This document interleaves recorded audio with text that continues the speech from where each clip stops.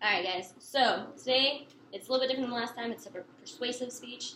It's basically my views on a topic, and I want you guys to be on my side. Kind of want to get you guys there. But it is against the separation of church and state. So, it's a fun topic for everybody, especially in this day and age. Alright, so, first off, I want you guys to imagine that you're a child in public school once again. You're a different faith, not a Christianity, you're something else, or you don't believe in God whatsoever. Imagine being that same kid trying to practice your own faith but getting bullied because you're not of the Christian faith. This day and age, Americans are labeled as Christians. That's what we've come down to. This led to the separation of church and state. In 1802, Thomas Jefferson actually defined that. That is, the state must stay out of church's business, but that did not mean the church had to stay out of the state's business. This led to an establishment clause stating that Congress shall make no law representing establishment of religion or prohibiting the free exercise therefore. Now, this made a loophole because it's just the word religion in this clause. But what it didn't say is that it's only protecting Christians. And this was dated back because historians tried to fight that loophole, and it came down to this was made in a day and age where it was all Christianity, and that's the only one they protected, no further else. But if you fast forward to this day and age, only 70% of all Americans are actually Christians. 8% every other religion, 22% actually don't give a crap.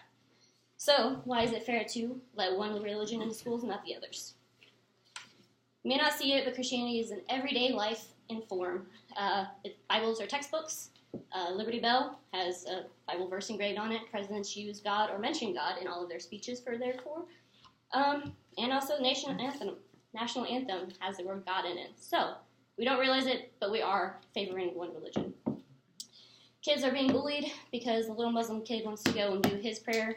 But when a kid, Christianity faith, wants to do grace at school, it's not looked upon as being bad. It's just the norm. We have the moment of silence that we're given in schools.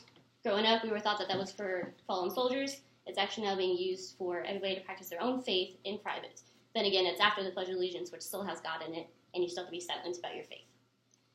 So if we go back in time, because this is where church and state kind of went downhill, King Henry VIII got a lot of people murdered because Catholics ran Europe, and when that didn't happen very well, they prosecuted, they executed a lot of pointless deaths because he had one marital problem, and that became the English Reformation.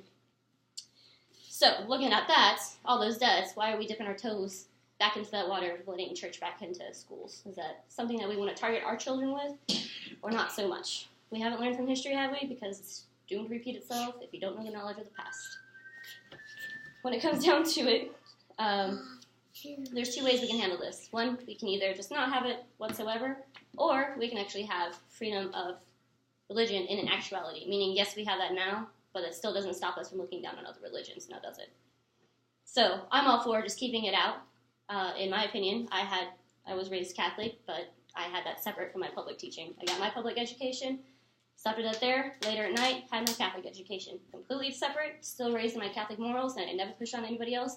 And it's black and white for me on every other religion. It's all blended. We are a country of immigrants. We are people of worldwide nations. We should probably act about it. So, I'm going to end it with this, an example.